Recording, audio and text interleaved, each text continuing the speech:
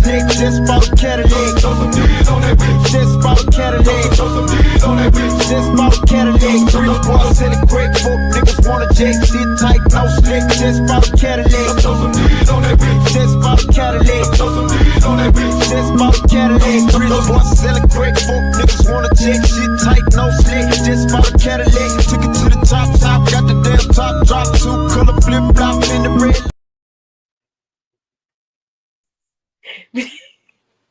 Man, y'all motherfuckers had me. Oh shit, we live. Yes, we are. Oh. We live. You noticed the red light? Yeah. I got scared for a minute. No, nothing was on the TV. That was a screensaver. It was nothing particular with the TV. Oh Lord. No, it was a screensaver. It really was a screensaver. Your discretion is advised, folks. Oh,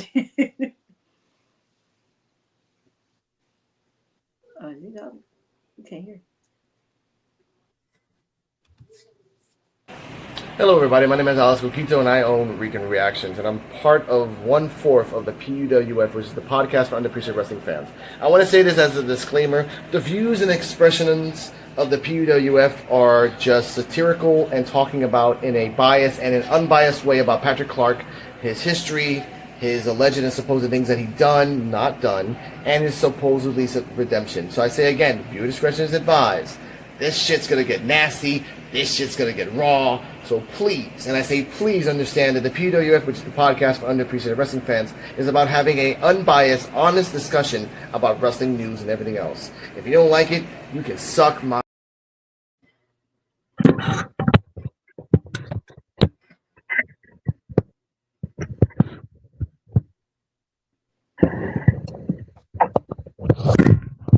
What is happening? D, whoa, what is going on, man? How y'all doing? How y'all doing? Hope everyone is good tonight. We got a little storm going on our way down here in the south, but you know, everything is okay. It's not the same extent to what happened Thursday. It's always storming in the south, good ways and bad. Yeah, man. every time. Just depends on how fast the wind's blowing. Yeah. Yeah, and that wind is definitely disrespectful today. Disrespectful. Yeah. Oh yeah.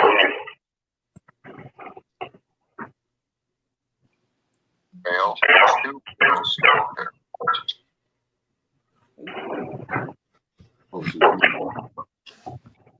we can't hear anything. We can't hear anything Mr. Coquito is saying.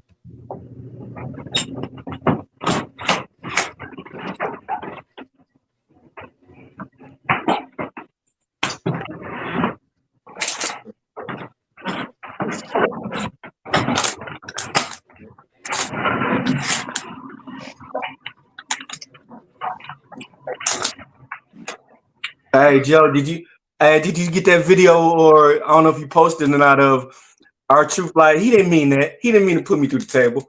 I'm going to ask. Oh, that was cool. I would love to see that. But ladies and gentlemen, okay, can you hear me now? Yeah. Okay, here we go. All right. Yeah, what's up? The reason we're bringing up Patrick Clark is the fact that Duke the Dumpster Droese was brought up around this weekend. Mm-hmm. Duke the Dumpster Droese, if you don't know who he is, you're about to see his face right about now.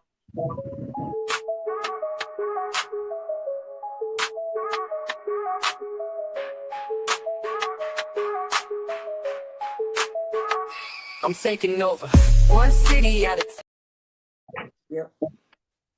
Now, Joe, do you know the whole story? Do you want me to bring it up? So you always as a historian know this. I got it. If you want to. Come on, Joe, spill the beans. I got it. Hold up. Sorry, I didn't know the whole story. That's why I was asking. Okay, give me a second. I got it right here. Is that Alex from an alternate universe?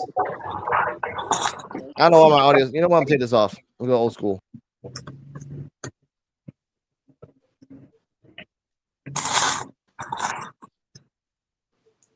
Yeah, we didn't boys all my family. There we go. There we go. Former WWE star known as the Reigns Dumpster Drosy was arrested after he allegedly attempted to obtain child SE, you know what the word is, assault material with cryptocurrency. According to a press release from the 31st Judicial District Attorney General, authorities became aware of Duke's real name, Michael Drosy, plot when the cryptocurrency exchange site Coinbase notified them as an account was attempting to purchase child SEX assault material. Local law enforcement reportedly worked alongside the FBI to track down the person who owned the account, which led them to Drosy. After weeks of investigating, the Tennessee Bureau of Investigations and Attorney's Office determined that Drosy had indeed intended on purchasing child SEX assault material, leading to his arrest and him being charged with attempted aggravated SEX exploit of a MIN. I know the words that YouTube's going to get my ass for that, so don't thank you. Drosy was working with the district court as a part of his adult recovery court program at the time of his arrest.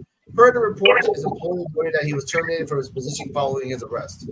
Now, I bring this up because in a video we're about to see later on, in a minute, Patrick Clark bring this up. So, but before we get there, what's your thoughts on Duke the Dumpster Drosy, that we both know him well, getting this stuff happening? And I'm going to pop in and out, so you guys talk. I'm going to try to fix my audio. Be back. Hey, he a sick motherfucker. That's crazy. I just don't understand. I don't understand what the problem is. I don't understand why he had to do something like that. He had no reason to do anything like that. There's no excuse for it. None. None. He needs to just be gone. Yeah. Yeah. That didn't make no. That didn't make no sense. That's the lowest. He should be under the jail, man. They need to cut his shit off. Like literally cut his shit off. They should do all pedophiles like they cut their shit off, man. Like just put him in the jail, put him in jail, and let the homies deal with it. Oh yeah. You ain't never lied about that. Ain't no fun when the homies can't have none. Man. Okay, what the fuck did I walk in? What the fuck did I walk into? What the fuck? He must Hold take up, D-Walk. Hold up, Joe. Hold up, Joe. No. He gets his butt. No, man. What? And raw. We're gonna be raw. That's how Duke the Dumpster Drosy gonna be taking it in the jail. Oh yeah, man. Hey. Oh yeah. I'm gonna lie. He's a grown man. He's a grown man. A professional wrestler. Wrestler. Yeah. And he will be from any woman. I don't care if it's a grown man. He could have got tail from. Yeah. He could have paid for it. You a grown adult that could have done it with anybody. Yo, platter is full of men or women, whatever his preference was. Mm-hmm. But to go after a child is fucking. This is disgusting. That's evil as hell. Yeah, he could have went and paid for it. He could have went and paid for it. And my thing is, you could have paid for it. Yeah, and now my thing is, he could be in prison and had like 6 different relationships. Yeah, and I ain't even gonna lie. As a professional wrestler, looks don't mean nothing when you famous. Yeah, just gonna put that out there. Yeah, a lot of people be like, "Oh, I wouldn't go for them. I wouldn't go for her. I wouldn't go for him." But if the opportunity struck, if they could get some type of money out of it, they probably would have slept with him. Yeah, instead go that route, and that's crazy. Right. They're about to run a Diddy party on his ass. No, man, it's gonna be like it's gonna be like 90s WWE. It's gonna be full of velocity. The SmackDown is gonna be full of heat. Oh god. And it's gonna be raw. You know what's funny about this? The funny about the joke, Terrell? I actually have a video clip that didn't work out this much, but it works for this specific moment. Walk inside the cells with the gentleman. You can touch them if you like. Ain't no party like a Diddy party. Right. Yeah. Clips are crazy in my world. Now, okay. Oh, it's too fast. Now, okay. This is the part I bring it up because I bring up Duke the Dumpster Drosy and what he did and his horrendous acts. I hope he burns on a pogo stick of hell for all eternity. Yeah. Right after this came out, and ladies and gentlemen, we're going to have 2 minutes of listening. Mr. Patrick Clark, after saying a video like 2 years ago, we'll show that video later.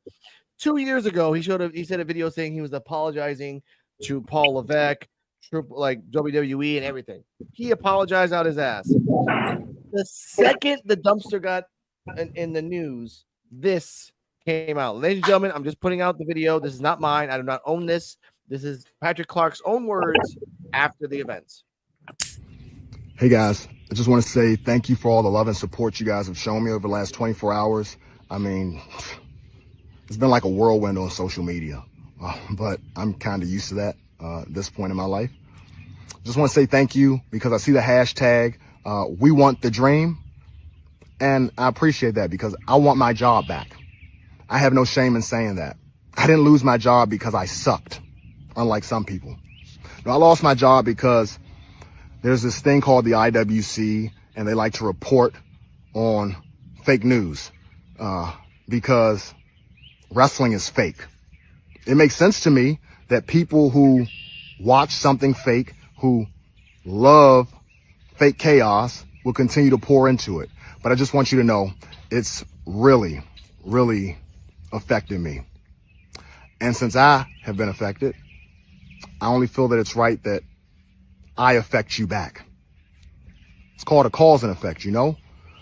Because if Patrick Clark can't have pro wrestling, I don't think anybody should. You know, they're going so far as to compare me to Chris Benoit. Chris Benoit. They call me the most hated man in professional wrestling and loop me in with Chris Benoit. Chris Benoit is a killer. I'm not a killer, but don't push me. Because if you push hard enough, I'll kill pro wrestling for you. Velveteen Dream, that third eye, it wasn't just a gimmick. Patrick Clark has seen a lot, and I know a lot about people you love, people you're still watching on TV today. So the choice is yours, and you've already made it. I'm going to ruin pro wrestling for you. I'm going to make sure that I expose the business. And hopefully, none of us can have pro wrestling. Damn. That's crazy. That's damn. Hold up a second. First off, I have to press this button. Hold up. I have to press this button because I'm like, oh my God. Oh my God. Okay, so is he Cat Williams? Like, is he? I was about to say the same fucking thing. Is he catting us? Yes, I like that. He's catting us. Oh, okay, Joe. I know you want to say something, but let's let the special guest let him go first. Terrell, DJ Wolfie, what do you think of the comment of Patrick Clark demanding his job back, saying that he's catting, he's gonna do that, he's gonna do a cat and just like expose the business. People that are still on TV today, he's gonna expose, which is probably a lot of NXT alumni, which are on, you know, whatever. But your thoughts on that? Then we'll go to Joe, because Joe, you're gonna have the floor. What's your take? It's interesting, and I wouldn't mind if he get his job back, right? So what he had get accused of. They proof on here there what he got accused. So yeah, it's interesting. It's getting interesting. Patrick, I love you, man. You know, Velveteen, I love Velveteen, man. I love Patrick as well. I watch some of your indie matches, even the ones that you're doing now, not under the usage of WWE. But as far as with wanting your job back and to get back into the WWE, it's a lot of us that will love that. But in this case, it's not the way to do it. You can't go from apologizing to the people of the company to now you want to expose the business, or basically pull a John Cena, but in real life terms, you go on an opposite route by exposing people that's on TV or whatever the case is, because you could potentially mess up relationships, or you could be further blackballed as a whole. Yeah. Or AKA just learn from what happened to Ryback. Yeah.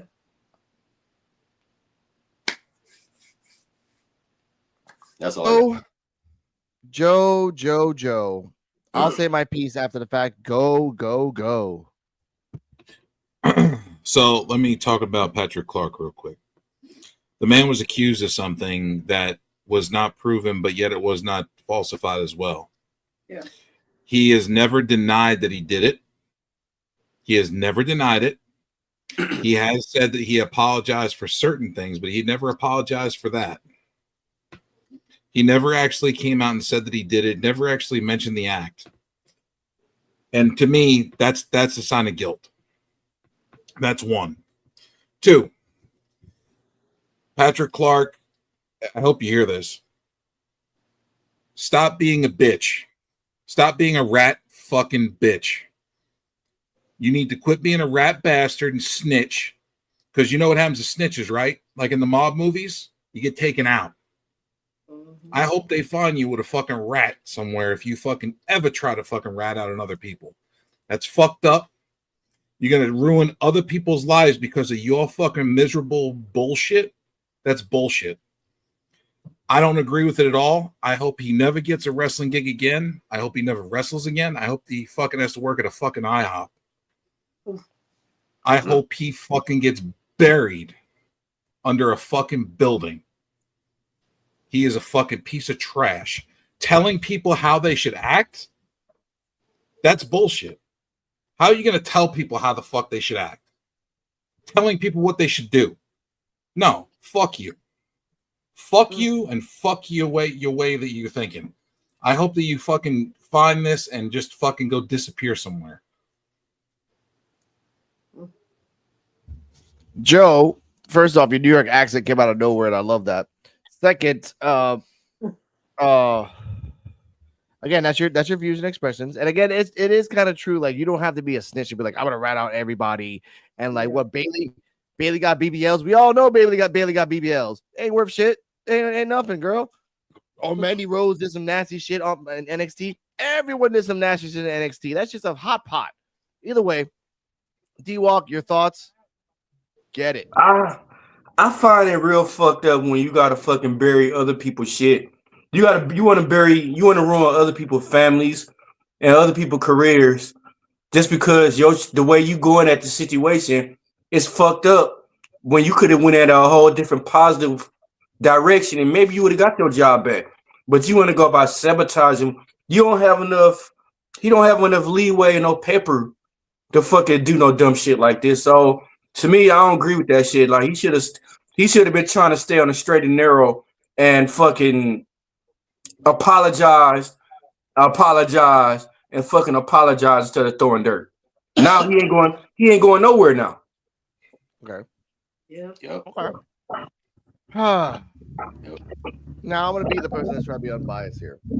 Now, he kind of did a Frank White in the American Gangster situation. He just ratted out everybody. He's gonna rat out everybody. And that's going to be very interesting because, again, as much as we don't like snitches, I would like to know if there's some dark skeletons in some closets and some wrestlers. Because, again, not all wrestlers are pristine and clean. We just found out that the guy that used to book everybody would crap on people. Allegedly. And then down the line with Johnny Ace and all the other motherfuckers. But we're not getting into that. And we're not even going to talk about the emotional damage that people do to announcers and wrestlers and of the like. But we're going to talk about Patrick Clark here. Now, hashtag we want the dream. If he has not been accused of anything, and by the way, we have the 4-minute video of him apologizing to Paul Levesque and WWE and everybody. We have the whole video. I have it right here. Boom. So I want to put that out there. No, he got fired. I'll say right now, he got fired because supposedly and allegedly he sent pictures to minors.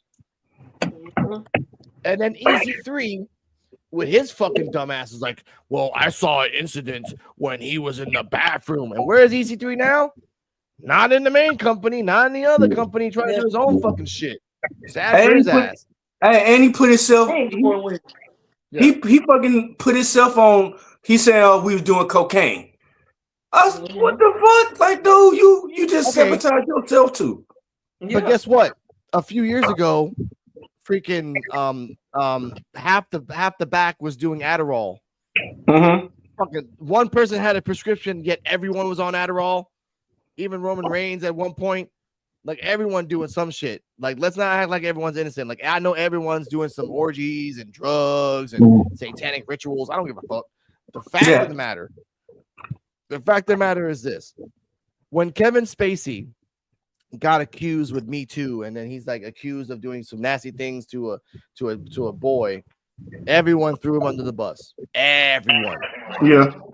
3 years later, he was acquitted of all charges. It's been 5 years. Yes, he was accused. I don't know why he apologized if he did nothing wrong, but that makes it kind of sketchy. But there has been no one coming up in 5 years saying that Patrick Clark did anything. No one. No one has popped up yet. No one. People have shitted on Vince McMahon. Countless people. But no one in 5 years has said Patrick Clark's statements and Patrick Clark's things that he did are true. No one. But that's the point I want to hear. That's why I want to hear somebody. Go on, Joe. Here's the problem, though. What you just said, Kevin Spacey, even though he didn't do it, still apologized.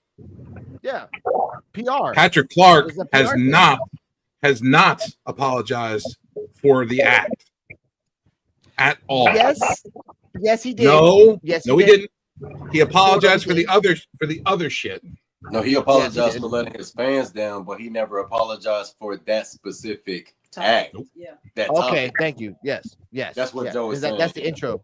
It's like literally the intro of PWF of him popping out. So anyway, he needs to specific. If he wants to apologize, he needs to specifically talk about it and then fucking say that he's sorry for it. Yeah. Like, I'm apologizing to my fans if I let you down. I'm apologizing to any coworker I may have made, uncomfortable. I'm apologizing for, sending news to the kid. He never said anything like that. I fucked up. I made a mistake. It was an accident. Yeah. I mean, even if he didn't do it, even if allegedly, supposedly he didn't do it, hashtag we want the dream. We have to understand that.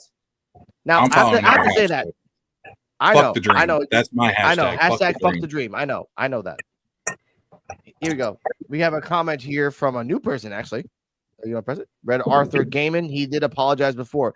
If you can remember the specific date for that, Mr. Joe Biancio will look it up and we will verify that. Russell Brand had texts of apologizing to the 16-year-old. Yeah. Like, if we looked at the Me Too movement between 2012 and 2020, it got bad. A lot of people got Me Too'd. Now, Miss Cardi M, who lived through the Me Too movement as a child, can give her perspective. An adult. Adult. Okay, young adult. Anyway, I guess Philly for young adults like 10. So you go. Anyway, 25, ladies and gentlemen. I'm 25. Now, I am sort of giving an objectively biased view because I don't know anything about the situation and I don't know the facts, so I can't say anything for sure. I don't know whether Patrick Clark actually did the things he's been accused of doing. Ironically, not ironically, but when I look him up on Google, because of course I Google everything, the guy that comes up has something to do with an alive trial with Takeoff. So that's something. It's had nothing to do with Patrick Clark from wrestling. So the names were getting a bit mixed up there. He's posted on his story about it before apologizing. I mean, in a PR sense, yeah. And again, if he did it, of course he's going to backtrack and feel guilty about it. If he didn't do it, why would he need to apologize? But either way, yeah, I mean, obviously whether or not he did the bad thing kind of shades your view of him. So it's hard to be, objective about that. Now, when initial thoughts watching the video, I'm glad I didn't go first because I was like, he seems a little like that. That's very unhinged thing to do. And I know that because I've been there. Yeah. And I love her. I'm watching and I'm like, oh, you know what? Like, yeah, like please do expose pro wrestling. Like, fuck yeah, do that. But then after listening to all the feedback about it, I'm like, well, you know, I still want the tea, so I'll talk about the tea. I'll talk about WWE. I don't give a shit. All right, what's the next comment? Yeah. And he went. D-Wop, hold up, D-Wop, hold up. Sorry, D-Wop. Go ahead, D-Wop. Go on. Hold on, he went on. No, I'm just saying that Odyssey Jones, like they never apologized to Odyssey Jones though, and he didn't even do it. Yeah, Odyssey Jones had he was accused, just like fucking Jonathan Majors, and Jonathan Majors kind of got how do I feel like Jonathan Majors is the new OJ? You kind of knew he did it, but then he didn't do it. Hey, OJ didn't do it. OJ didn't do it. No, Jonathan Majors. Hold on. Oh my god. Oh my god. No, he didn't do it. Hold up now. Okay. Now I thank you, D-Wall, because that was the question I was going to ask everyone down. The glove didn't fit. The glove did not fit. Motherfucker, Rodney Cochran was a lawyer. Look. Just because Red Arthur, just because he went on Chris Van Vliet and apologized doesn't mean that that's proof.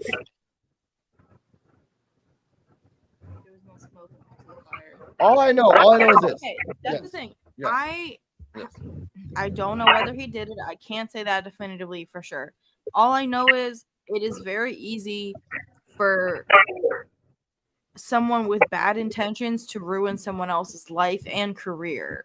So whether it was a false accusation or he genuinely did it, we will just never know. Never know until either the proof comes out or he admits that he never did it, and there's the first. It says that the first allegation took place in 2020 when Patrick Clark was accused by Jacob Schmidt of sending inappropriate messages. Schmidt was 16 years old at the time. Clark confirmed that he had previously been in contact with Schmidt, stating that he publicly announced that his Instagram messages were open on April 2020. But can I ask, how old was Schmidt now? How old was Schmidt when he finally came out and said it? 16. No, when he came out and told everything, he was 16. 16. It was 2020. Yeah, all this stuff happened in the same exact year. 2020 was same year. And as far as Triple H investigated they did an internal investigation. Yes. And they supposedly said they found no wrongdoings, but yet he was terminated and let go as soon as they finished their investigation. So that right there tells you that there is an issue. What about Odyssey Jones? It was the same thing with Odyssey though. They didn't do an investigation. They didn't even do an investigation. Hold on. I'm very close. Historically, do we trust an internal investigation into anything? No. Really? Not really, but we have a comment here. He had papers and screenshots and said that the online users that accused him all deleted their accounts. Again, it's hearsay. Again, I'm just saying. Look, I'm saying this right now. Joe, as a person, as the historian, if Velveteen Dream did allegedly and supposedly did none of those things, would you think he'd still be in the company? Let's get to the real fucking sauce. Because honestly, we need a Dream in WWE right now. Unhinged energy is what we need. If he did not do any of those things, he would have never got fired. That's fine. Whatever. Just swipe that like Thanos. But again, let's say it didn't happen and he was falsely accused. Terrell, go. Sorry, go ahead. So for me, I feel like the reason why he was fired from the company is because the same with Odyssey Jones is because it brings a very bad light to the company as a whole, because they have somebody on their payroll that is a known child molester or quote unquote a female abuser, or something to that nature. So I don't kind of want to bring this up, but a lot of people was like, oh, well, Stone Cold did the same thing. Yeah, but the internet wasn't as broad as it is right now. So when Odyssey Jones got accused for what he did, it immediately went viral. And WWE didn't want to be associated with that. So they just had to let them go just to get away from the company and let them have to deal with their thing. Because then what if they would have took it to trial? Oh, wait, he's an employee for WWE. Did you know that you're still housing a Damn, I said housing, like they slaves or something. Oh, damn, that sounds bad. What's up, What's up, Jalissa? Now, you know what I mean. I ain't seen you in a while. What's up, Jalissa? I want to say this quick though. They counter the point for this is BWF. Love the counterpoints. The counterpoint, Mr. Terrell. They're trying to rehire Alberto Del Rio. Like 5 years ago, if Alberto Del Rio, and again, by the way, hold up, Joe. Let's be fair. We're talking about accusing things. Mr. Del Rio was accused of kidnapping, SA, assault, and a bunch of other things, and that's after the Page thing. If we want to talk about the Page thing when he was all drugged up all the fucking time with her. But hey, here's the problem though. They're acquiring another company. They're acquiring another company, Alex. And he's their champion. So at the same time, WWE is not giving him a separate contract. WWE is making him a AAA talent until the contract is expired, which they'll probably take the belt off of him in that time, and he'll be gone. He probably won't be there but a year or two, tops, and he won't even be on the main roster. Now, here's something else. Terrell, go, and I have something else to add. Go on, Terrell. Oh well, in that case, it's not anything that I mean. Look at the bright side. You want you want Alberto to come back, knowing that he child molested some kid, or knowing that he had an abusive relationship in the past where he was the abuser of an adult companion? It's still bad. It's still bad either way. Man. It's still bad either way. I know it's messed up.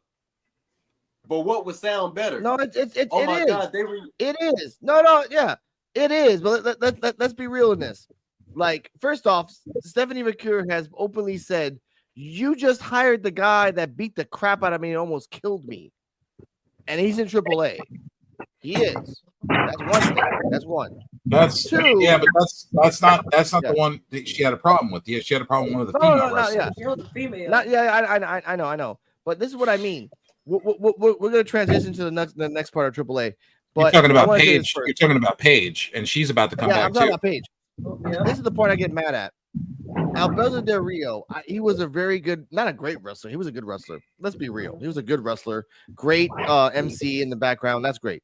But to compare, I think Hulk Hogan come back. Okay, no. Hulk Hogan.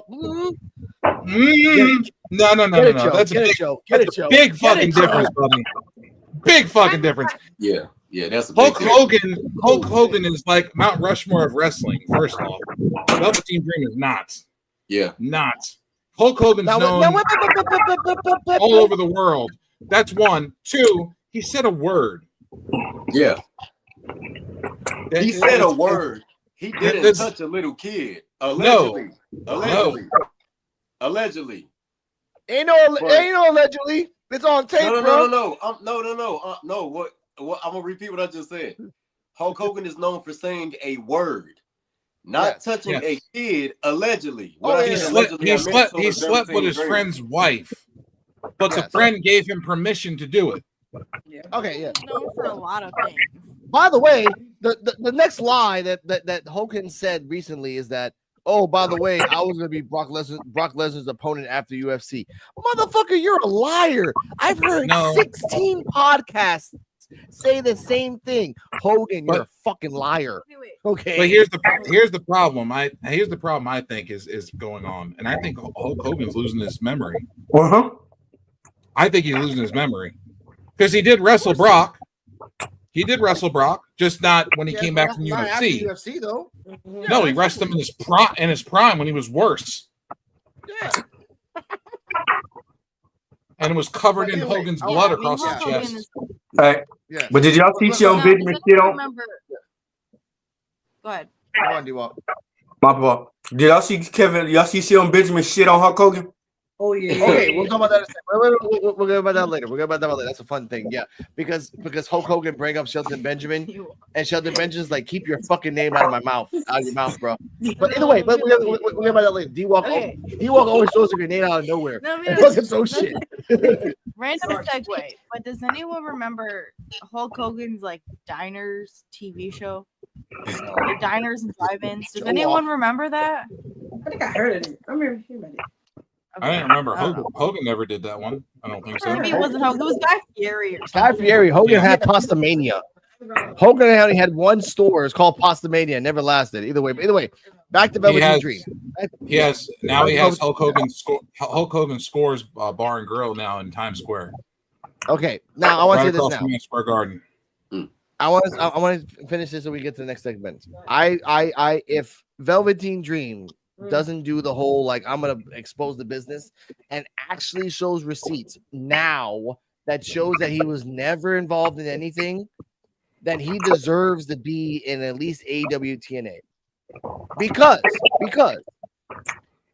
whether we like it or not, Dream was a fucking diamond in the rough. He was a type of wrestler that wasn't a great wrestler. He wasn't a great wrestler, but his charisma, his timing with wrestlers that he was with, Aleister Black, Ricochet, those made him the legend that he was now. And right now, all we got is Montez Ford, Carmelo Hayes, and Trick Williams. And if the gods permit, Velveteen Dream came back to NXT and fucked with Trick Williams. Ooh, that would be a fucking This all I'm saying. He better not be no damn bluff, and he better have videos of the female wrestlers that we could watch and see. And ladies and gentlemen, we have a button just for D-Walk, just for that. Let me see if I can find it. There you go.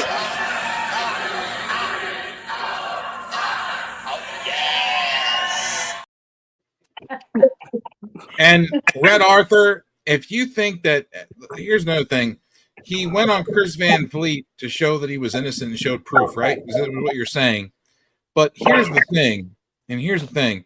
Why did he wait 4 years to do it? Yeah, after. If you're innocent, you could have showed that in the beginning in 2020. After, like, he showed it after he did show it 4 years after, but then he started bringing up that video immediately after the dumpster got all that shit happening to him. Like, you should have you could have done it a month before, a year before. Like, if you really want not to expose the business, but really honestly, I have to like subconsciously forgive Hogan because he's everywhere now. Yeah. And like it or not, motherfuckers, ladies and gentlemen in the crowd, okay, I will always love Benoit, but that's just another thing. His body of work. He shared that his accusers all deleted their accounts. Okay, that's fine. People are allowed to delete their accounts. People delete social media all the time because it interferes in their lives. So the fact that they deleted their accounts, I mean, that doesn't prove anything. That's not proof. That's not proof. That shows cowardice. It shows cowardice from the people that are accused. If you were standing on business, you don't delete your accounts. Yeah, okay. These are kids. Yeah. Mm-hmm. No, kids are not. Man, kids don't. Look. All right. No. Well, yeah. No, I agree with you on that. If it was a 16-year-old, I'm not usually one to play devil's advocate on this. Trust me. That's Coquito's words. No, I mean, I'm just being completely neutral because, I don't know his history and I don't know if he's really guilty of this or not. But, the point is, yes. What was that one? Devil's advocate. No, I mean, okay, them deleting their accounts, it could be like, I was just trying to like troll him and it wasn't a real account and I did it and now it's deleted. If it was a real account, you'd be like, no, I don't want to delete my fucking Instagram. Yeah, your whole life. But then again, if you're 16 and you're getting hate comments and shit, your parents are probably telling you like, hey, delete that shit. Like that one girl hit over the girl head during the track meet. Yeah, delete your account because you did it. But nowadays you can't delete shit. Now you can't really delete it. If they wanted to, they could actually go back and find it. That of course, but with a good PR firm, it will delete some good shit. But either way, ladies and gentlemen, let's just leave like this. Hashtag for Joe, fuck the dream. Hashtag for me, we want the dream. Hashtag for D-Walk, he wants titties. And hashtag for real Terrell and CJ Wolfie. I want hold on. Love I want titties. I want titties, and OJ didn't do it. And Red Arthur D-Walk, again. I love you, and we're about the same age, and you know damn well he did it. Red Arthur damn again. well he did it, bro. Glove did again. The glove came right here. Look, glove came right here. Listen, he didn't win. He won the criminal case, but he didn't win the civil case, and that's true. all there is to say, man. He didn't win the civil case, motherfucker. That's what I learned about OJ. Hey, So, and he came out with a book and got away with it still. Oops, that's that. That's life. But either way, can we talk about the baton case? Because that was crazy. Well, at the end. Let's talk about the next subject. Red Arthur in the PW. Red Arthur. Go on, Yes. Red Arthur said before those years, WWE did an investigation. They found nothing against WWE. If he was guilty of that, why wouldn't he be charged by now? And this is also something. They kept him hired while they did the investigation, and as soon as the investigation was over, he was terminated. Yeah. Shout out to OJ. So that's the great work. You motherfucker. WWE is dirty that way. Okay, either way. All right, either way. We're on to the next segment. Shout out to Alex Schmidt. You're fucking going hard, bro. Next segment. Now, WWE has acquired AAA, and some people are happy. There was a like Stephanie Vacure was looking down at somebody like really pissed off, and you find out that the people that were there that hurt her. But this people that were actually in CMLL and AAA have their thoughts on this. Viewer discretion is advised. It's gonna be fucking gentrification of a Mexican company. Ace said it best. It's gonna be a fucking NXT in Mexico, which, by the way, no one's gonna watch because no one was watching AAA before all this. The numbers were down. Hell, I was the only one watching when AEW wasn't there. I'm willing to bet. I'm willing to bet. Actually, I'll co-sign that. QT Marshall was fighting, and I watched that there. I remember. Actually, no, I remember. You would tell us anytime it was some, like for example, I think Vikingo. When I didn't know who that was, and you had to tell me. He's the only one that's good in there. Yeah, and I was just like, holy shit. So yeah, I'll co-sign that. I can vouch because Mayo had to tell me all the luchadores that were coming over. I was like, who is this guy? He's like, oh, he's from AAA. And I was like, oh, sweet, shit. Especially Vikingo? Now you have Vikingo? I'm willing to bet most of the people in that audience had no idea what AAA was. No, they don't. In WWE. If you're part of the Fed, or if you're part of the Fed, like, and if you are only the WWE universe, like solely that, then you don't know. Okay. So, one thing. I grew up in the 80s, 90s and stuff, and I but this before cable. I had black and white TV, a little black and white TV in my bedroom, and I used to flip through the channels. And I remember usually catching AAA on the Spanish channel all the time and watching it with my dad. So like they used to do telecasts on the Spanish networks even before cable. So I mean, people know who AAA are if they watch wrestling or if they follow wrestling at all. And that's one. And two, he has a point. And we've spoke about this in the past, Alex. PUWF episodes in the past, we had said that they were going to be having an NXT Mexico. We said that they were going to have NXT for different countries and different continents and things like that. And this, he said NXT Mexico. That actually is something we spoke about years prior. Pop in and out, Dennis. Your audio's bad. It's something we spoke about years prior that they're now bringing it back up, which makes sense. AAA is going to become another NXT. It's going to be NXT Mexico. And it's something that I want to say about this. And thank you for Terrell and CJ Wolf for being here. What are your thoughts on this person talking about that? And again, Joe's right. We've been talking about this shit for the beginning of the PUWF, that they're going to do NXT Japan, Mexico, South Africa, Germany, Canada. And this is the first step. But being that the only reason they bought AAA was honestly for Vikingo. That's the only reason they bought him. They also, I feel like they only bought AAA, so AEW couldn't have another company to work with. Of course. Oh yeah. I feel like they're trying to blackball AEW by buying the companies around them. Yeah, because they got the budget. The less companies AEW work with, the stronger WWE feels they will be. Yeah. D-Walk, what's your thoughts on this company saying what they're saying and basically like just using NXT Mexico as just it's NXT Mexico. I feel bad for AAA, but bitch, you're NXT Mexico now. You're shit. Oh yeah. Nothing, and they finna do what TKO doing Raw and SmackDown. Water it down. Yep. CMLL said that they were approached to be purchased as well. Mm-hmm. And they Thank turned God it down. They didn't. They turned it down and said that they want to stay an authentic Mexican wrestling company. Owned, now I want to say this quick. All of it. Yeah, but I want to say this quick though. AAA is the effect of they wanted to be different from CMLL because CMLL is traditional lucha libre Mexico wrestling, heels, villains, bad faces, and everything else. AAA is like, we can do women's wrestlers, we can do triple championships, we can do this, we can do that. We want to be different because we don't want to do the traditional shit. That's AAA. That's always been AAA. So I want to say the difference between AAA and CMLL. I enjoy CMLL, but at the same time, they give anyone a belt over there. Fucking Kenny Omega was a champion over there for a little bit. Phoenix was a champion for a little bit. Everyone that just pops in there was a champion for a little bit. Like I was champion for 3 days. Exactly. Because Kenny Omega was the AAA Mega champion when he was the AEW World Champion and TNA World Champion. Yeah.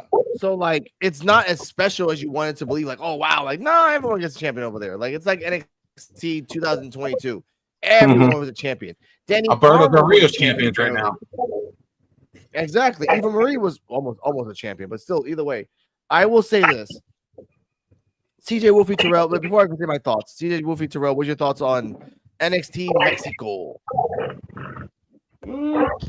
Yeah, they did rumor about saying somebody in NXT Mexico like years before, and yeah, that's true though. Like, no, buying that company trying to prevent AEW from getting it, and that's what they probably plan on doing anyway.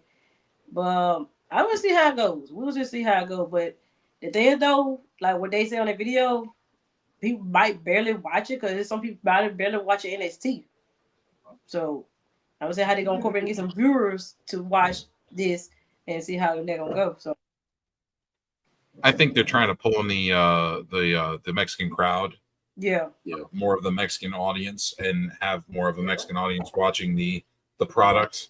And if by doing crossover events and buying a Mexican company, I feel like they think they're going to bring the Mexican audience in with them. Mm-hmm. Yeah. I think it'll be a good look. I'm excited about it. What? I love you. That's pretty cool. Just mostly want to see how it goes. Okay. Yeah. I already enjoy NXT, so to see it, in another country with more wrestlers to provide, but I just wouldn't want it to lose the touch that it has right now. Yeah. And that's what scares me. Thank you for saying that. Here's a question for you, sir. What's next? NXT Canada or NXT Noah? Because they're not going to buy. They're not for Alex Schmidt. He's not going to buy NJPW. Like NJPW Noah, won't sell. Yeah, they will never. And if they do sell, the only person I can see them selling to is probably Tony Khan. And for billions. Yeah, but they've had a very close relationship for years now. Yeah. Mm-hmm. That's good though. I respect that. But either way, who would be up? Who would be up if AEW bought New Japan? Who would be up then? Because New Japan got some banging ass wrestlers. Mm-hmm. Well, look at AEW now. They've poached most New Japan's roster. Mm-hmm. And to say this quick, if it's not for the Super Juniors tournament, the every tournament that happens in New Japan, people watch because they know that whoever wins is the best, and that's the reason that it's like the All-Star pickup games. Like whoever wins, you need to fire that motherfucker now if he's not employed. And some people actually go to different companies like, hey, can I go to the Super Juniors? Yeah, sure, have fun. I'll see you in 2 months. And by the way, Miss Cardian doesn't know about the Super Juniors and the A Cup and the B Cup. By the way, it's a round robin tournament where you have to fight for 2 months straight. Every day. Every day. You can win, you can lose, you can get points, and it's a round robin tournament. And people that get like even Eddie Kingston went into that tournament and lasted in the semifinals because he knows that that's important to him. He knows that whoever wins becomes the guy. Yeah. Ricochet won, Okada won, Ospreay won, and a couple other people won too. Omega won. What competition is this? Eddie That Guerrero. is New Japan Pro Wrestling. Eddie Guerrero won. Let's see what we're talking Chris about. Yeah, Benoit. because New Japan Pro Wrestling has this weird mystic thing that if you go over there and do a tournament over there, your stock is going to go way the fuck up because New Japan books very differently than American. Yeah. It's not about the flash and the pizzazz. It's about the storyline and how far they can go with that character. And it can go for months, years, or even half a decade. That's the storyline of New Japan. Like, and you know who was dope as hell in New Japan? Dr. Death was dope as fuck in New Japan. Yeah. So was Vader. So was Brock Lesnar. So was like Kurt all these people Angle. that Kurt Angle. These are people that Vader eye popped out his socket. Hey, you remember? You remember when Vader eye was hanging out his eye and he still wrestled and put it back in his eye? Yeah. Put it back in? That's his eye was hanging. That's versus Cactus Jack. Yeah. But let's get back to this. NXT Mexico. Are you happy with that, Cardiem? No. To my understanding, NXT Mexico, from what I heard in the other room, is just AAA. Yeah, they acquired the company. Oh, really? And Triple H's dream years ago was to make it NXT everywhere. NXT Japan, NXT South Africa, NXT Germany, NXT UK. He tried NXT UK and it was sort of a hit, but it didn't get the audience. But Alex, the NXT UK, he got rid of that because he wanted to bring back NXT Europe. Yeah, it didn't work out though. Which is something he's working on now. Canada or France would have been a lot of cuts. Or Belgium or Germany, any one of those. Hey, you know what to help though? You know what to really help? If they quit unifying these goddamn titles. That'll help. All right, that's the whole thing. That's the whole thing. Now listen, AAA, I will say this. They're not just any old company. I mean, I don't know that much about them, but I appreciate, from what I understand so far, is that they're inclusive. So it's not that they're trying to be special. Maybe it's that they see a place for everyone in wrestling, not just men. Now, I hope that this goes well, and I hope that they don't lose their integrity as a company. And because again, to me, like if we're on POWF here, so I'm just gonna be honest, WWE is taking a scarily conservative turn, and I really hope that if AAA got bought out, that doesn't affect them. So, what was said in the beginning of this topic, the reason they bought AAA is that they have 3 wrestlers in AAA that are the best wrestlers in the world. And those guys were never going to leave AAA. So that's their home. So they wanted to buy the whole company. Instead of buying the people, they bought the home. Yeah, heard that story before. Yes, they got Alberto Del Rio. They got Vikingo, the Viking, and they have one more, and a woman. Well, like I said, I hope they get their spotlight, and I hope WWE doesn't bastardize anything. That's all I can say. The reason I talked to Joe about this is that I don't want Alberto Del Rio back. We don't need him. Why are you bringing back 30 to 40-year-old wrestlers to stack the roster? Why? They just brought in Jeff Cobb at 42. First off, that's different. And by the way, I want to give a shout out to D-Walk yesterday.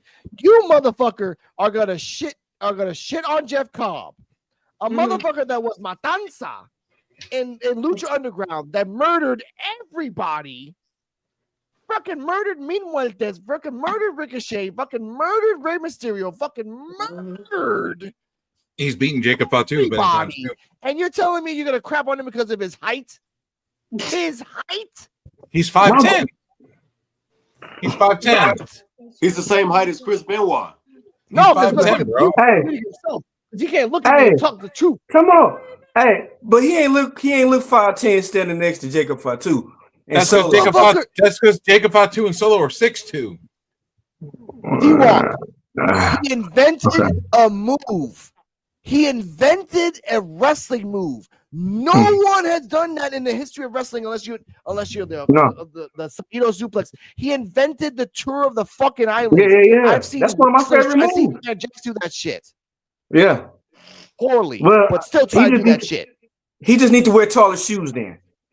No. Jeff, look, if you want to go down back, ladies and gentlemen, if Jeff Cobb wants to be menacing, all you gotta do is find Dario Cueto, find your fucking mask back, and go nuts. Joe knows what the fuck I'm talking about. Okay, so nuts, put on the fucking mask and go, and he'll still be the same size. He'll be okay. So you just prove my point. The glove didn't fit then. The glove didn't fit. No. See, look. Wait. Also, hold up, Joe. Hey, yo. Joe. Jarrell, this is a fun fact that D-Wall doesn't know this. Jeff Cobb has fought every wrestler that you have ever loved in the last 10 years. Everyone. And I don't mean just AEW. He's fought in DIY. He's fought Offspray, Kenny Omega. He's fought the Young Bucks. He's fought Aleister Black. He's fought everybody. And almost every match has been a fucking 5-star. I know. And I'm just talking PWG. And now we get to see him versus people we haven't seen him wrestle, like in Orton. Yeah. Yes. Hey, so this is the thing. What happens when Bronson Reed come back? He gets murdered by Jeff Cobb. What happens when fucking Brock Lesnar comes back? Jeff Cobb at 42 is just as strong as Jeff Cobb was in 2013 in Lucha Underground. Right. Facts. No, I'm not saying they're going against each other. Imagine them all in the bloodlines. Imagine Jacob Fatu versus Jeff Cobb. Jeff Cobb, I love Jacob Fatu. Shout out to Tim. I love MLW, but Cobb is going to destroy Fatu. He's only for your face. Fucking destroy him. Only for your face. Okay. No, doesn't matter. In Japan, you could run a split personality gimmick with Jeff Cobb, the one with the mask and one without the mask, where he doesn't realize he wrestled already because his fucking brain is fucking split. Yeah. But, okay. One side could be crazy, one side could be normal. Hey, the first person I want to see Jeff Cobb destroy is fucking Chad Gable, personal Mexico wrestler, dude. No, I thought that too. No, I thought that too. Hold on. I thought that too. The first person he should destroy, and I hate to say this, is Axiom. Axiom can go. Axiom can fight. Axiom can put up a match. And he's the perfect body weight for Tour of the Islands. El Grande Americano needs to stay because this is what's going to happen. What they should do, they should eventually give him the IC title as El Grande Americano because it's something Chad Gable could never do on his own without the mask. And he never will. And that should be something where he has to fight himself for it. Like he's got to that's fine. He's like fighting off like what I'm only a champion because of this mask. Okay. We will talk about that on NXT Time with D-Walk on Wednesday. Well, let's talk about somebody who just passed away. At AAA, you got fucked. That's on you. Del Rio's coming back.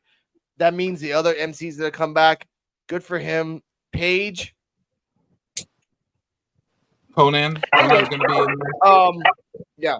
Conan's going to be in back in WWE, helping with the writing and the booking. Okay, I'll give you that. I will say this. Let's go to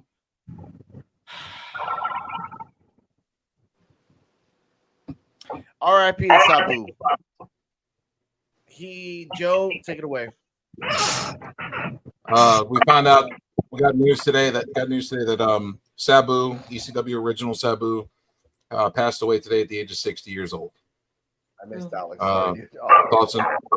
Thoughts and prayers are with him and his family and his friends during this sad time. He wrestled his last match back on April 24th of 2025, and then he died sadly a few weeks later. Yeah. He just did a retirement match. Wow. Yeah, literally a couple weeks ago. Left to right. Now, Joe, give us your favorite moments of Sabu. We'll go counterclockwise. Go. The match he had with Taz in ECW, the original ECW, when Taz broke his neck when he put him through the table. Ooh, that moment cringed me as a child when I watched it. And then seeing that happen, I felt really bad for Sabu, but it made Taz's character. Sabu made Taz. If it wasn't for Sabu, we wouldn't have ever had a Taz. And ECW, I don't think, wouldn't have been as big as it was. Yeah, that makes sense. And Sabu came back in the early 2000s, and then he came back a couple other times. I think he came back in NXT once.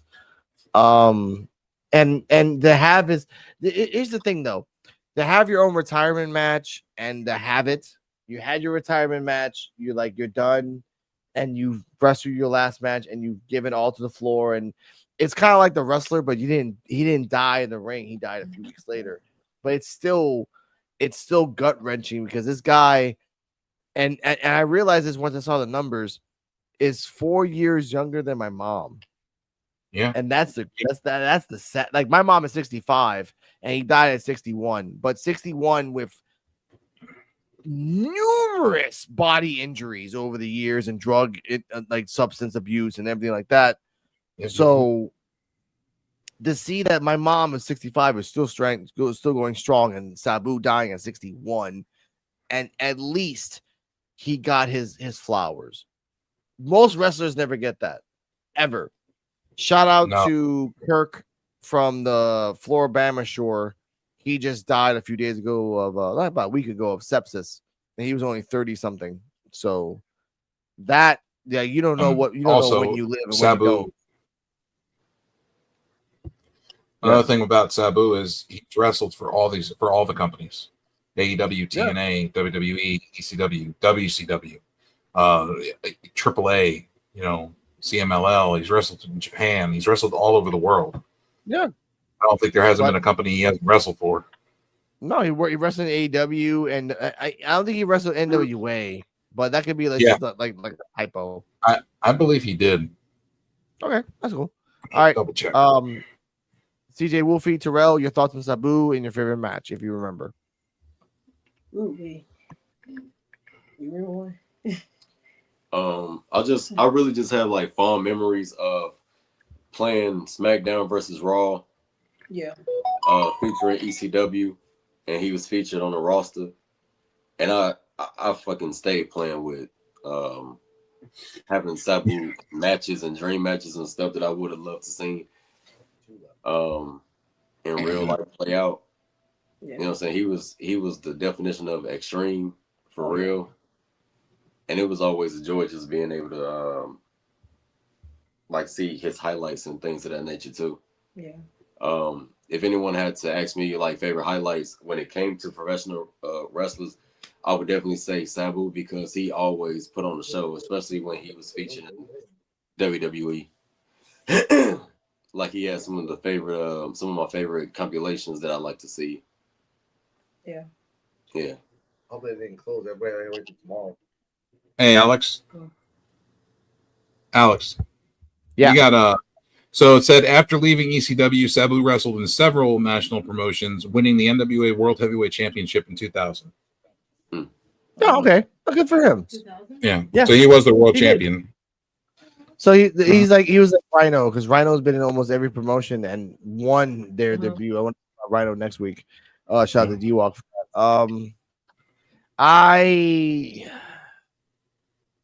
D-Walk, tell me your thoughts on Rhino, because you had not Rhino, Sabu and everything else. I'm right back.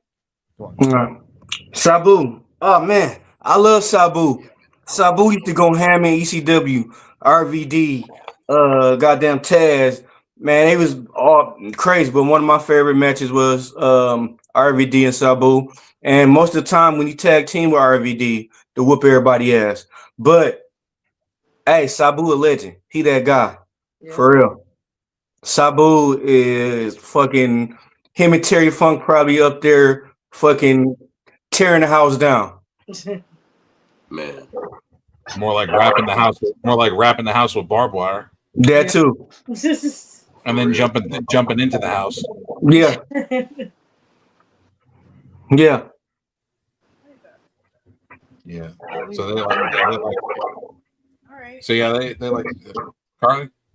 That was me and Joe childhood shit. Yeah. Man. No, go ahead, Joe. What are your thoughts? It sucks that he's gone. I watched his final match where he wrestled in a white tuxedo.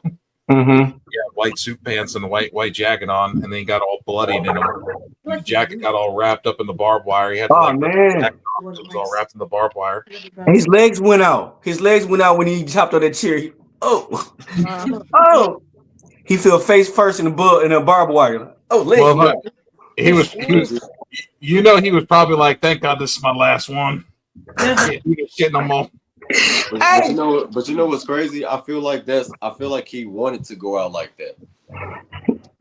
Now with his legs going out like that. Yeah, there's like even with the significance of like with the white suit, I think he wanted his fans, his family and friends just knowing like he loved it that much, and that's the memory that he wanted us all to have was like him being this extreme, legendary badass. Mm-hmm. And I'm not gonna say he knew, that his time was coming, but I think maybe, he was ready. Mm-hmm. Yeah. Yeah. It's like that sometimes. And you know, he was doing what he loved, and Yeah. may he rest in peace. Hey, but the way his legs went out when he jumped on that chair, imagine you sitting on the bathroom for like 30 minutes and you getting up and your legs sleeping, you trying to run. That's what it was like. I bet, man. Look like a 2x4 falling over. Man, I'm done. Didn't take his medication that day. Oh, my legs. I'm 25 and I've been there, man. I'm walking down the street and all of a sudden, like, that dude's 60 and had so many broken bones and stitches and scars on his body. His whole chest and face, everything is just full of just scars from all the barbed wire cuts and stuff that he's had. Yeah, real life stuntman. That barbed wire is nuts, man. I mean, anytime there's a match with that, I'm wincing the whole time. That scary fucker used to wrap his body up in the barbed wire. Yeah. He used to wrap it around his skin and tighten it around his skin. And as he's tightening, you could see the barbed wire cutting into him and making him bleed for the place. Hey, he would jump on someone with it wrapped around his body. Hey, or what if Sabu outside the gate of heaven, sit down in a chair with a barbed wire bat waiting on Mick Foley? Hey, Mick Foley had nice things to say about Sabu. That's what I'm saying. Hey, him and Mick Foley go there and get banned, kicked out of heaven. Y'all wrestling too much. Y'all got to get out. Well, all I can say is may he rest in peace. And I would love to go back and watch some of his old matches. That sounds like a great time. One of the greatest hardcore legends. You know what we should talk about? Sounds hardcore. Go ahead, Joe. You know what we should talk about, though? What's that? What are we talking about? You know what we should talk about besides Go this? ahead. Go ahead, Joe. We should talk about Javon Evans. That's what we should talk about. Pookie's man. All right. Not the comment. Not the comment. Oh my God. Him and Ricochet. We got to bring that up. Hey man, take his phone away from him. That'll hurt everything. Yeah. Reset his password. Why you say that? Joe? Why do we need to talk about Javon Evans? Of all people? Javon Evans needs someone needs to take the alcohol away from him and his phone because he was supposed to be drunk when he wrote that. Okay, all right, hold on. First off, what you do? You do. Hey, take his phone. Hey, whoever hyped them up to write this message, they need to be fired. First off, this is for Joe. This is for Joe. 100% Joe. Oh my this is God. for Joe. Oh my God. Someone needs to quit giving the kids the wine coolers. Okay. With that, ladies and gentlemen, I think we're at the turning point that we're done for today, ladies and gentlemen. That's it. That's all. There's 3 topics. That's it. We're not talking about Ricochet and Javon.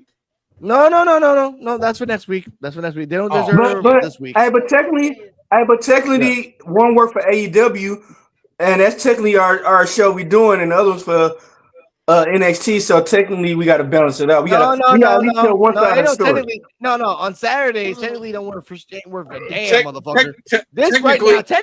Technically, Javon used to work for AEW before he got fired. Now, wait a minute.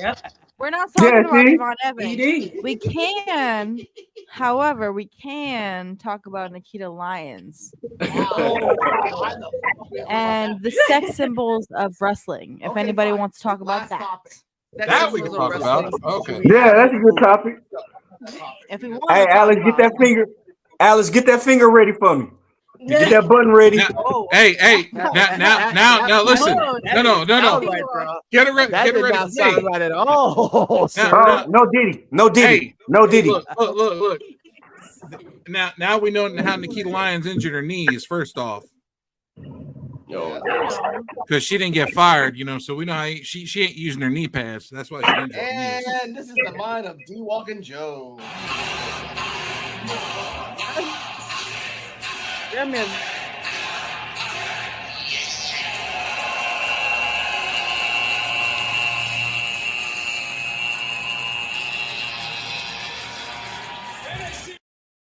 Hey, how else do you think she kept her job? Hey, if you put a blue light on her face, she got so much crime scene on her face. It's ridiculous. All right, no. First of all, shout out to Alex's editing skills. That was a good one with Booker T. Her face looks like a hotel room off of 2020. Disregarding these comments, does anyone have anything to say about Nikita Lyons and the I'm going to call them the booty bumpers of wrestling? Okay, so this is what I got for Nikita Lyons. Go ahead. A lot of this stuff jumped off when Nikita Lyons was going viral for being a sexy big wrestler. Honestly and truthfully, I never even knew who Nikita Lyons was until she went viral.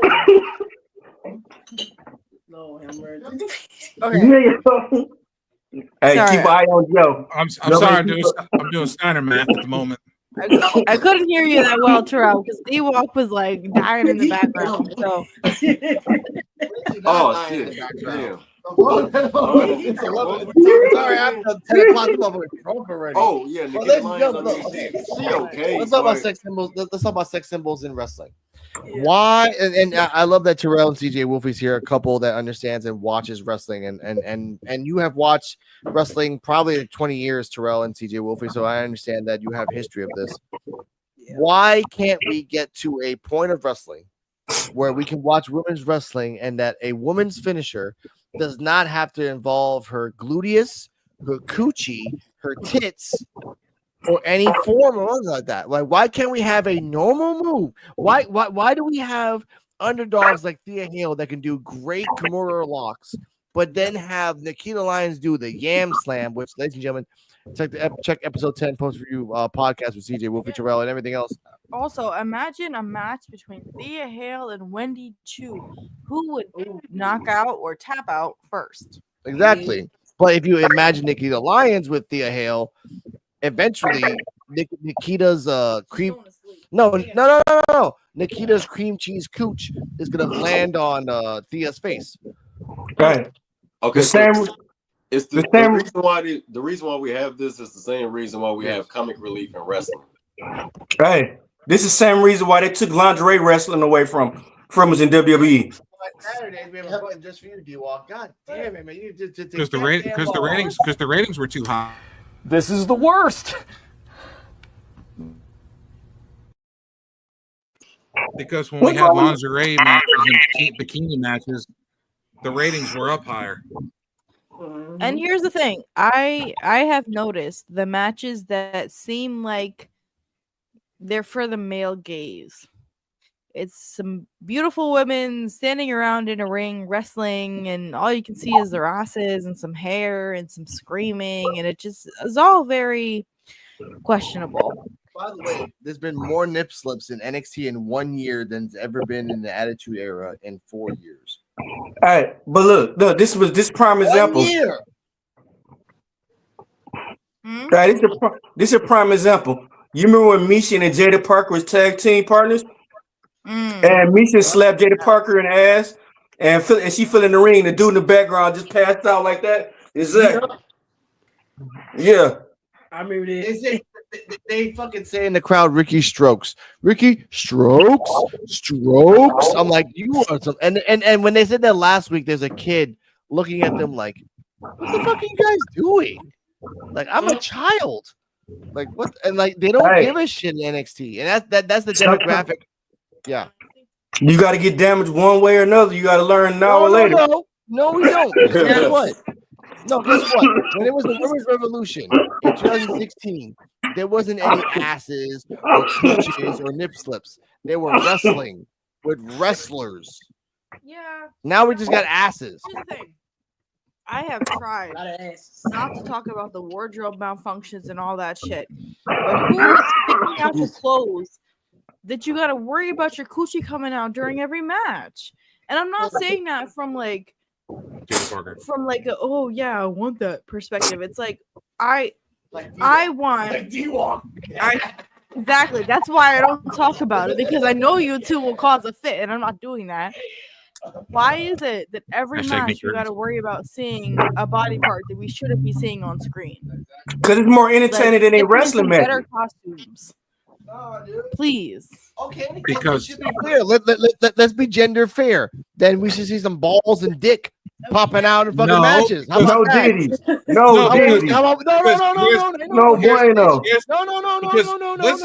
Listen to me. The reason they don't do that is because the majority of the demographic of professional wrestling are male. Yes, and guess what? Majority 18 to 45 of wrestling males are closeted homosexuals, so they love to see something. Or fetishists with a blonde fetish. Yes, there's four of us. With a guy wearing trunks. Okay, look. Okay. That are all wrestling fans, and none of us are homosexual. Yeah, and let me say it like this. Okay. Let me say it like this. So y'all said about showing the penises and everything. You know, as much as they on steroids, who want to see peanuts? Well, guess what? If they're trying to get a female demographic, females want to see penises and balls and butt cracks. Whether you like it or not, they want to see that it. motherfucker said some shit, bro. Team Dream. Women on this show, but nobody jacking off. Krishan and the Misfit Nation in the house, and I'm gonna say hashtag fuck the dream. I tell Krishan he want to come on. Let's hear what he got to say. No, we have to look at this. You know, Krishan is. That motherfucker said some deep ass shit. Krishan, I love you, but you are a misogynist. We don't need to hit between two women here, please. Oh God, no, we do. We need that in here. Come on in. No, Krishan. we don't. Come on in. No. But I want to say this. Hey, let him in. If the demographic is all male and female, then it has to be both sides. It has to be that a woman who is watching wrestling like Cardi M wants to see balls and penis. I'm sorry, they want to see it. No. Hey, how about y'all? Hey, how about y'all go and watch Magic Mike then? Go and watch Magic Mike. No. What I was trying to say. Okay. What I was trying to say is we got two women here on the show. They can attest to the fact that it's not about equal opportunity nudity on wrestling. Done. That's not what it's about. What it's about is we should be able to respect women as wrestlers without either worrying about their nip slips or how much they're shaking their ass. And I hate to be part of that conversation because I always want to support if we look at it this way. Yeah, that's the best part of the match. Go ahead. If we look at it this way, we only had one wrestler back that I could think of that they actually did sell this man the way they doing, you know, Nikita Lyons, Jada Parker, all of them. Lola Vice. That was Val Venus. Yeah, that was Val Venus. Now, CJ, can I hear your thoughts? Only person Sorry, go ahead. that they presented to us as that kind of figure. It was for the women, though. It was for the women. Yeah. Okay. Yeah. Well, but you won't see that nowadays. You won't see that now. You wouldn't see that now, though. Bulge, whether we like it or not. Yeah. We've all seen the Randy Bulge. DJ Wolf has seen the Randy Bulge. We've all seen it. It was there for backlash.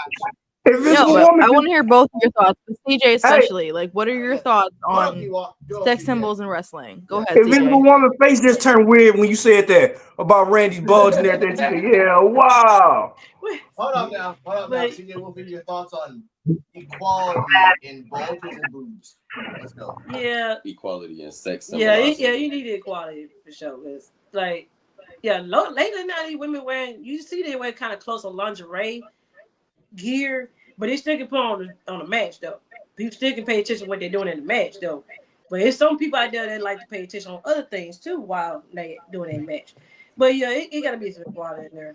And you know, yeah, they do have little lip slips and stuff. Yeah, I'm gonna be looking forward to that because I'm gonna catch it on camera and put on social media. Like even look at it this way. Look at it this way, y'all. Look at it this way. Even Natalia was coming out recently with some little skimpy looking bros and stuff. Do you see what she does? But you're not finna see Shayna Baszler dressed in nothing like that. That's because Shayna Baszler don't got nothing up top. She got chest. She don't have. That's a handsome stud. You know, she just got. That's one of the handsome studs. She don't got nothing. You sure stud. That's true. Hey, she Jordan Grace up top. Hey, hey, this how I feel about this. We don't talk about shit. Hey, this how I feel about this. Look, nowadays these women wrestlers like strippers. You can't go in the strip club and try to claim a stripper your chick. She for everybody. And here we you know. Catch me outside. Look, Chris. Catch me outside. How about that? You know where I am, D-Lock. Chris Rock said it best. Okay, Chris Rock said it best. He said 25, 20, 18 to 30 years old. That's community pussy. Anything above that, when you hit your 40s, that's a pussy. That's married pussy. Talking about Janet Jackson when she had the nip slip at the Super Bowl.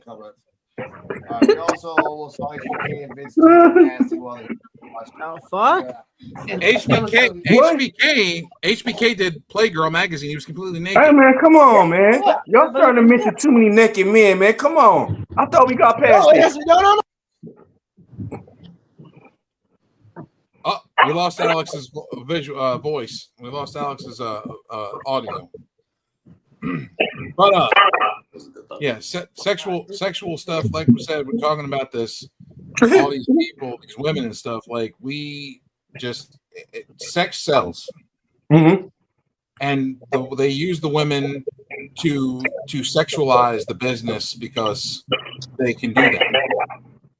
And that's they use them as a tool to get more people to watch. Yeah. As a broader audience. They tried to step away from it for a little bit, but it didn't work well. And Natalia, of all people, does like private shoots with her sister and nude shoots with her sister. Mm-hmm. Her sister Jenny does nude stuff all the time on the OF. And she'll do photo shoots with her sister on OF. Did you know that? Oh, yeah. Did you know that Cora J got an OnlyFans?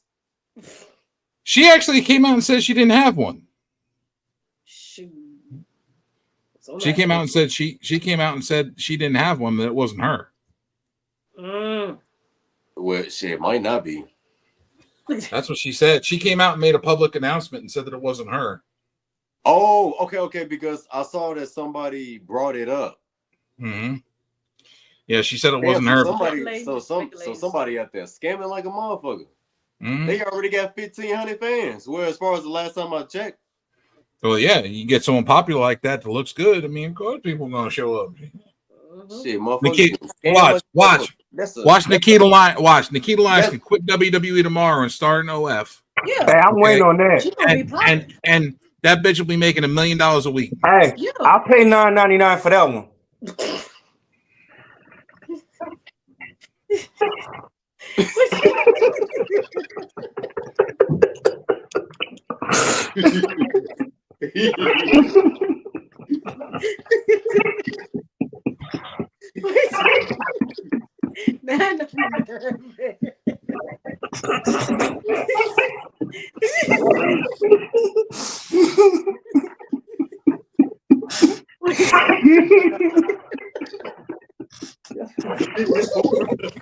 Exactly, Krishan. Plus, Krishan, I sent you a link to the live. Even a worker like Natalia, tits are always on full display. You think that that's by accident? No, it's not by accident. Because she wants to show her cleavage tits off. Oh, man.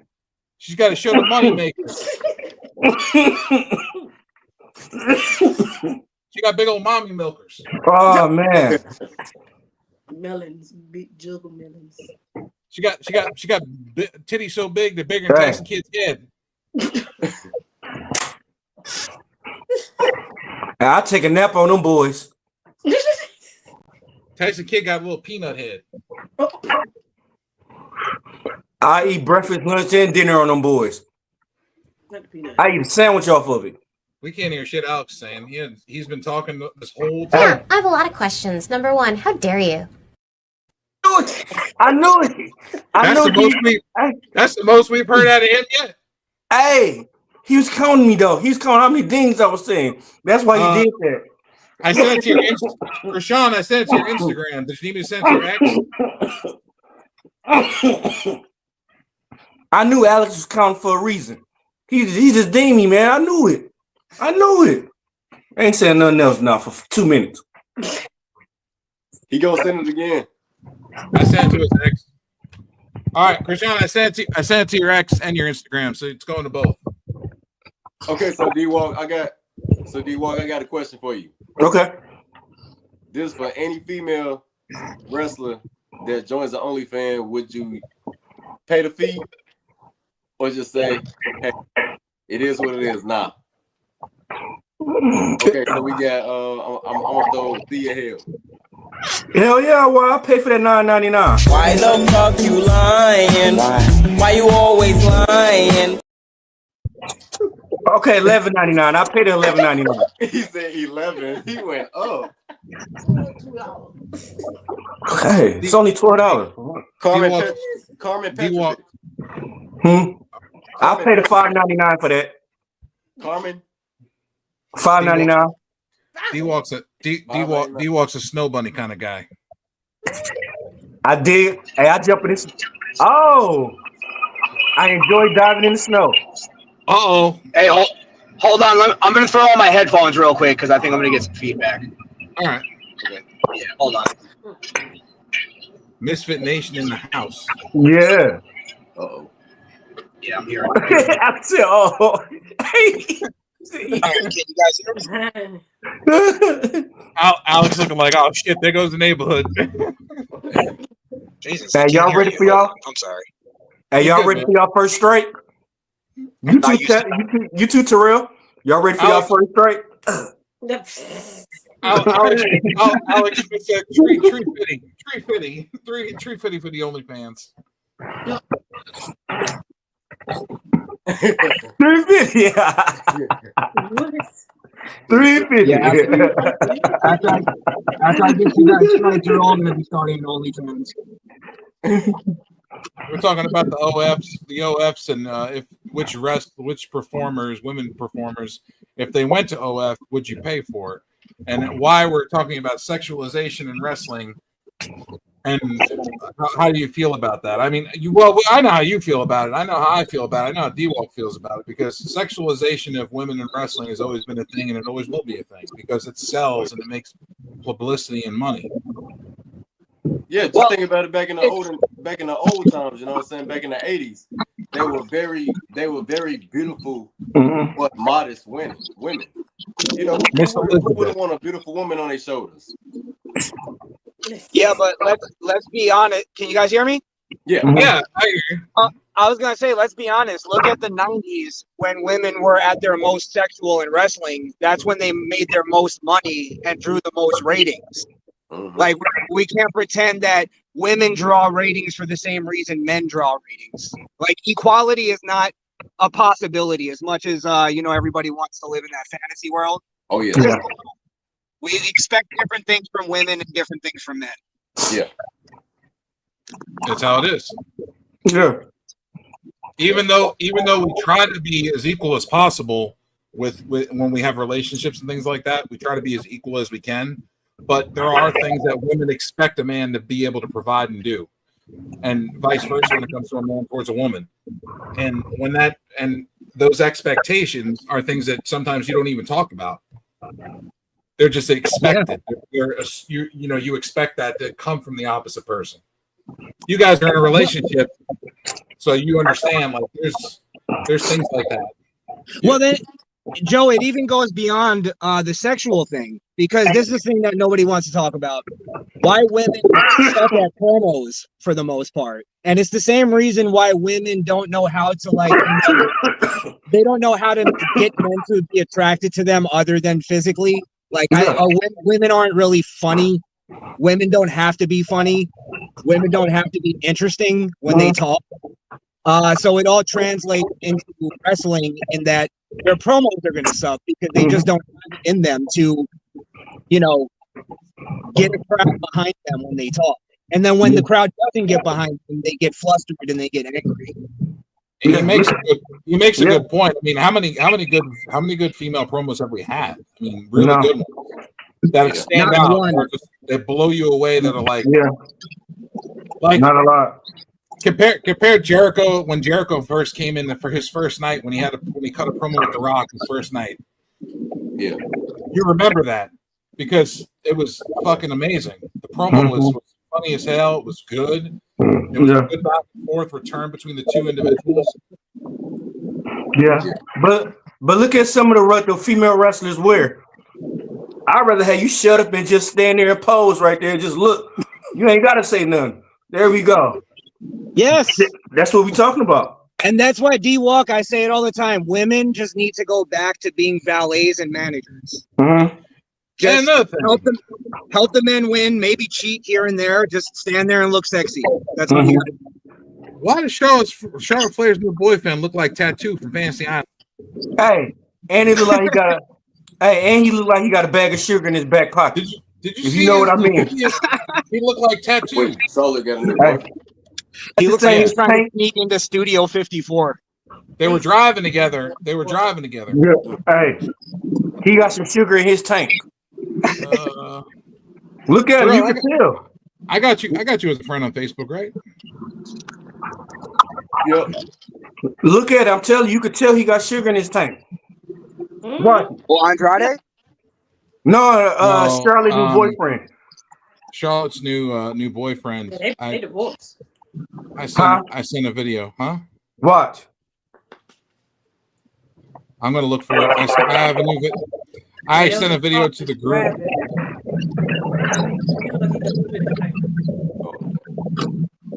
Everybody claimed that's her boyfriend or something. Yeah. I never saw him. Oh man, you would have been like, no, that it can't. It's like he looks like he got so much sugar in it. It's like it's staged. Yeah. Are you saying, D-Walk, that he's a flambe? Yes, 2 bags of sugar in his back pocket. The big bags, the king size. Here it is. I found it. True. Watch, you gonna get sad. You'll be like, yeah, he's out there. Are you under Terrell or the real one, Terrell? Wait, did you just send it on IG? On where? IG. Oh, I was sending it on Facebook. Hold on, I'll send it on there. Oh yeah, Alex gone too. Yeah, the gloves are off. Send it to the group chat. Why every time I come in, Alex leaves? Hey, cause it's bad enough you have a hard time dealing with me and Joe. You jump on this like he didn't want me to come on to begin with. He's like, oh shit, we're talking about a sexual atmosphere. He's like, fuck. Me and Joe don't make it no better. Like Joe Alex got calluses on his finger from pushing the button a lot. All right, I sent it. On Insta, right? Yeah, into the group chat. That's what I just did, I think. Okay. Yeah, you guys are there. What? Hey, I want to get y'all feedback. Hold on, I'll be quiet for right now. Yep, that dude right there. You seen the video, then? You see the video? No. Yeah, this is here. He look a bit too a little bit too pretty.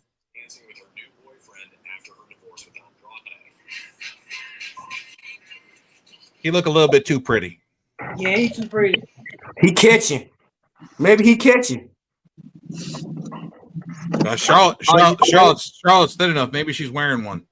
Yeah. Okay, where did you share it, Joe? I said Charlotte's thin enough. Maybe she's wearing one on the stop sign body. Uh-huh. Yeah, cause he catching, bro.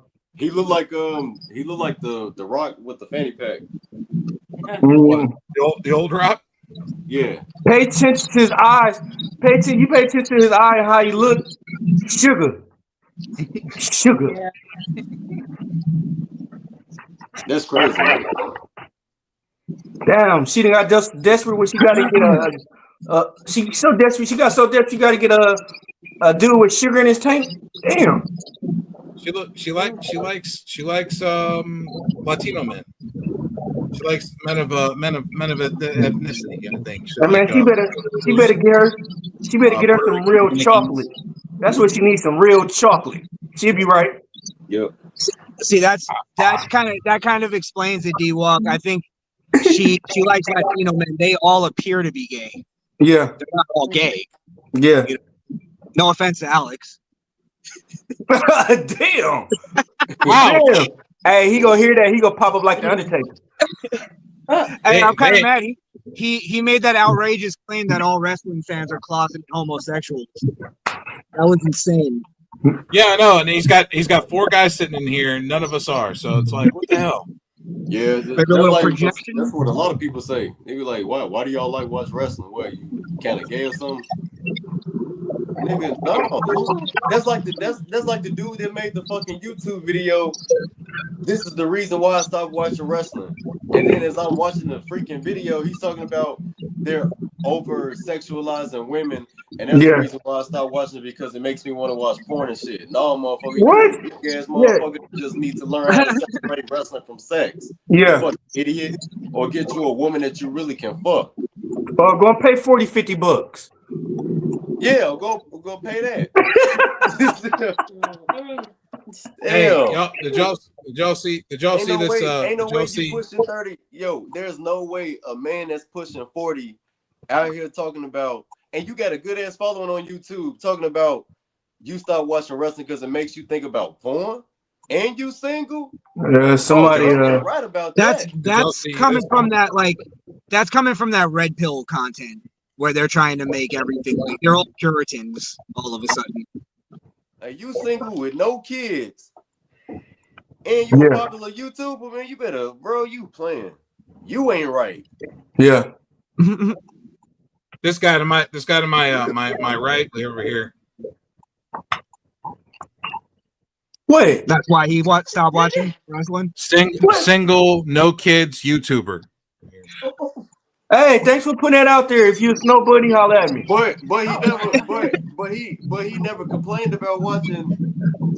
He never complained about wrestling. The women of wrestling, playing with his mind.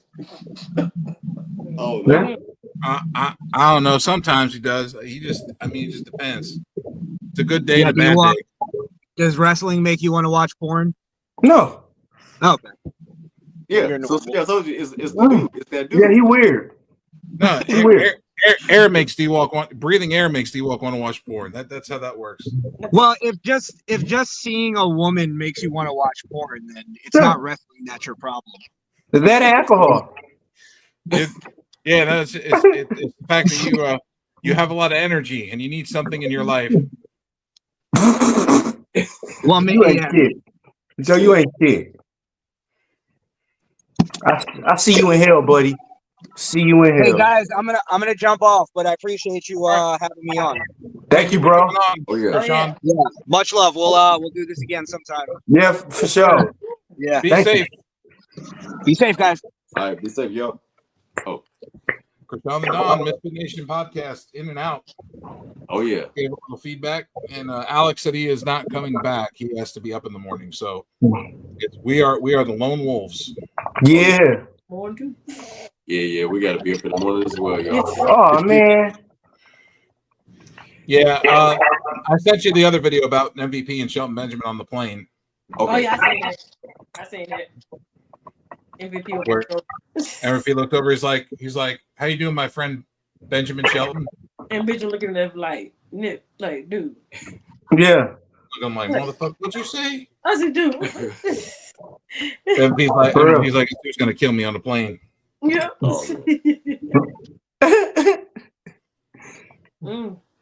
That's funny. Hulk Hogan, I think Hogan's problem is with the whole lying thing. I don't think it's because he's doing it purposely. I feel like he's doing it because he just doesn't remember. He got them, and I think shit's getting jumbled in his head, like dates and things that have actually happened. I think they're getting jumbled up in his head. He's thinking that there was one way somewhere else. I think it's drugs. Hulk Hogan don't do drugs.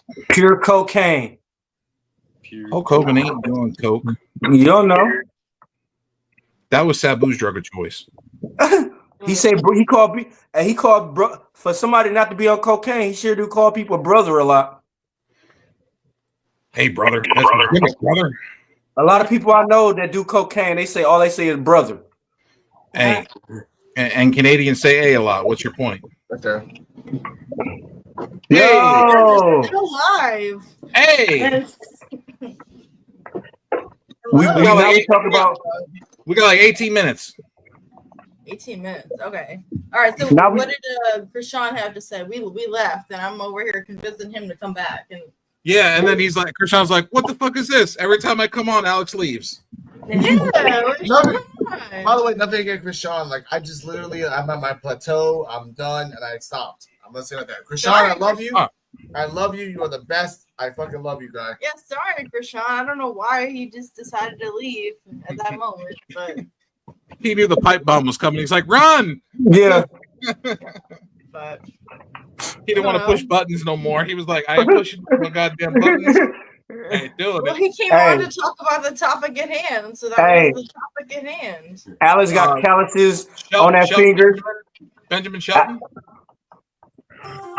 Alex got calluses on that finger. All kind of shit on that finger. Like his finger. Hey, he could break a bick with that finger because he got so much callus because of me and Joe. Alex already has a 6-pack on that finger from hitting the button so much with us. Yeah, I have a lot of questions. Number one, how dare you?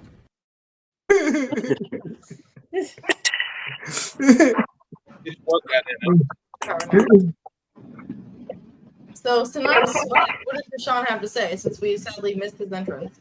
Oh no, he was talking about women in wrestling, and he was saying that back in the day, women used to we were talking back in the 80s, like women really didn't wrestle back in the 80s. We had 2 women's wrestlers back in the 80s, Wendy Richter and Fabulous Moolah. That was it. That was it.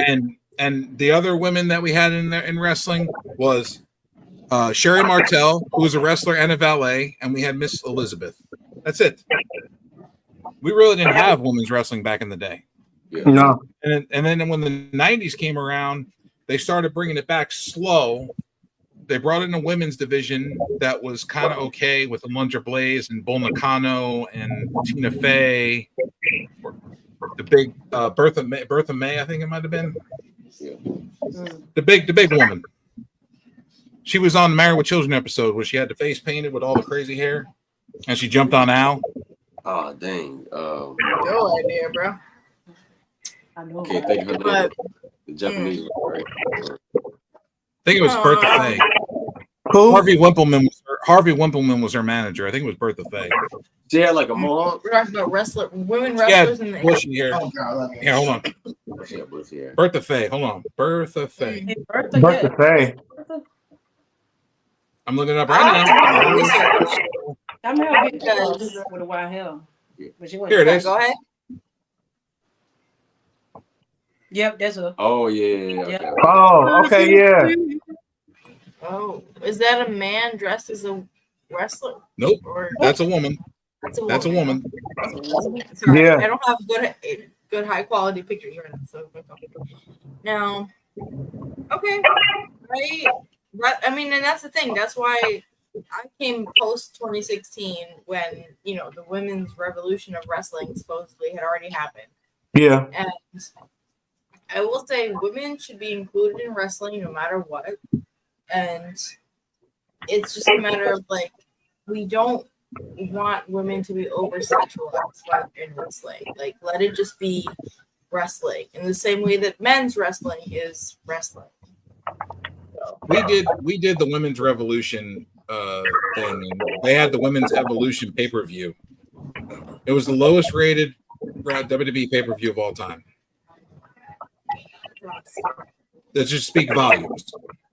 Why they haven't done another one yet? Because it was. I think they had maybe 300,000 or less.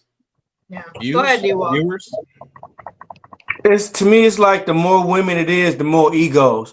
That's why when Joe said back in the day, it wasn't that many women wrestlers. Only like 2, 3, or maybe 4. Now you got like 20 or 30 of them. The ego's too big. Like wrestling, like. They might as well go back down the hatchet and try valets now, because if it could go on like this, women wrestling go. When they were doing valets back in the mid to late 90s, like they had Sunny, Sable, and they had Marlena, Terry Runnels. Those are the three main valets you had for females. And they wrestled. Then they eventually brought in China. Trish Stratus eventually came in, but she came in as a valet as well. Yeah. Mm-hmm. I mean, China came in as a valet as well, even though she was jacked and looked like as big as the dudes did. She was still a valet. Nicole Bass. She was also a valet. Well, I will say this has been an eventful PUWF episode. There's lots more we can say about pro wrestling in general and WWE and talking shit. But yeah, any closing thoughts you guys want to leave us with? OJ still didn't do it. Of course. Hey, he didn't do that. He went to jail. He went to jail for robbing back his own collectibles. Yeah. Ain't that some shit? They couldn't get him on a murder rap, so they got him for some dumb shit. Yeah. Does anyone have any closing thoughts, or should I leave the show here? Anybody have anything to say about? Anybody got something to say? Okay, we can't talk about Pookie until Wednesday. Who? Pookie. That's the name. Pookie Evans. That's what I call my cat. What are you guys talking about? Javon Evans. Pookie Wayne. Pookie was a crackhead in New Jack City, played by Chris Rock. Now I gotta go watch New Jack City and eat and get chicken wings now. And Pookie was a crackhead in New Jack City that got shot, went into rehab, came out and helped the police, and then he got murdered again because he relapsed. All right. Well, yes, I guess we're saving all talk of Javon Evans for Wednesday. So join us then on NXT Time with D-Walk. CJ and Terrell, thank you guys so much for joining us tonight. Did we talk about Evolve? Yeah. Well, we talked about it all in Evolve. Did you guys want to share your thoughts? Or what about Backlash? What y'all feel about the Backlash? How y'all feel about that? Y'all weren't on last night for that. It was good. I watched it. It was good. I missed some parts, but I watched it. I gave it a C. Yeah. A lot of matches were just fillers and it was dumb. The show felt like, I mean, aside from the first 2 title matches, like the women, not the women, but the Fatal 4-Way U.S. title and the IC title, with Dominic and Penta, and maybe Orton and Cena. Like the other 2 matches really didn't feel. They felt like they could have been safe for a Monday Night Raw. Yeah. I mean, Alex said that Randy Orton and John Cena was going to be the most safe, boring match of all time, and it kind of was. It was. But predictable. I mean, John Cena's old. He's not going to get himself hurt at this point in the game. Minus when he beat up R-Truth at the end. Pull it, R-Truth. Yeah, at the press conference. When he put him, he ate him through the fucking table during the press conference. Man. And he told him to be quiet, though. He said, chill out. Yeah, he said, stop talking. Because the next word out of your mouth, we're going to have a problem, pretty much. And then R-Truth stopped, and then he said something, and Cena was turned right back around, grabbed him right over his shoulders, and ate him right through the table. Immediately. Press conference, though. At the press conference. The icing on the cake, though, is when R-Truth was on John Cena's shoulders, and all you can hear like a little bit of R-Truth saying, "John, hey, John, like, hold on, stop, like." Come on, John, don't do that. Hey, but after that, don't kill me, John. Hey, but after that, they had an interview. He was like, John Cena wouldn't do that on purpose. I'm gonna go and ask him. He won't do that. He can't keep having appearances, and we can't keep having John Cena having appearances though. He's only got 19 left. Yeah. That's true. That is true. He's closing out his tour. It's a long tour though. That was a long ass tour. A whole year. Yeah. He's going to be at Saturday night's main event, and then supposedly it hasn't been official yet, but it's going to be him versus R-Truth for the belt at Saturday night's main event. I'll have to see that one. I'm not familiar with R-Truth. Anyway. I mean, if it's but all right. It's been a great show, y'all. Yeah, it's been a great show. Here, so. Thank y'all for coming on, for real, Terrell. Hey, we had fun, man. Hey, we got to do this more often, man. And me and Joe was actually thinking about invading Evolve, though. Just me and just crashing it, but next week for sure. We gonna be saints. We gonna be saints and everything. Like, no, we ain't gonna do it. Can't be no damn saints with Nikita Lyons popping up on Evolve after the cuts happen. Yeah. Yeah. True. She avoided her damn pink slip, and I don't know how she did it from. Hey, I don't know how she did that, bro. Why. You know why? We don't have to talk about it. You know. So. Must be nice. Must be nice. In that case, I'll try to get $1 million then.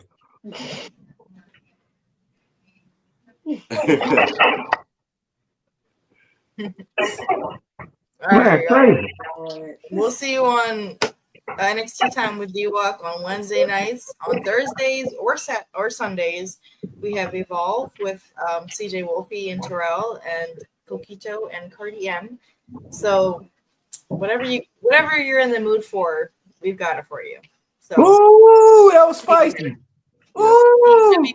On Saturdays, 9 p.m., 9:30 with Joe BNCO and Mr. D-Walk. And of course our guest stars. So we're so grateful for you guys to be here. Mm-hmm. So yeah, I'll leave it there. Lovely Saturday night. I'm drunk. Have a good night. All righty. Y'all later. Good night, everybody. Have a good night. Wait.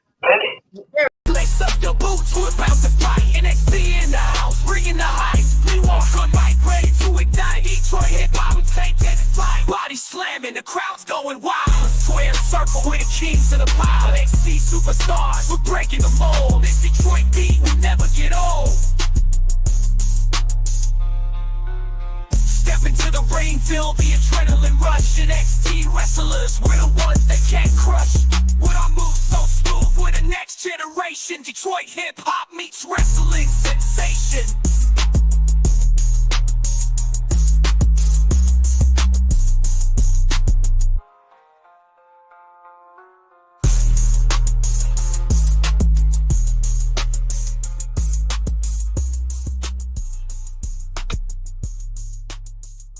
lace up your boots. We're about to fight. NXT in the house, bringing the hype. D-Walk on the mic, ready to ignite.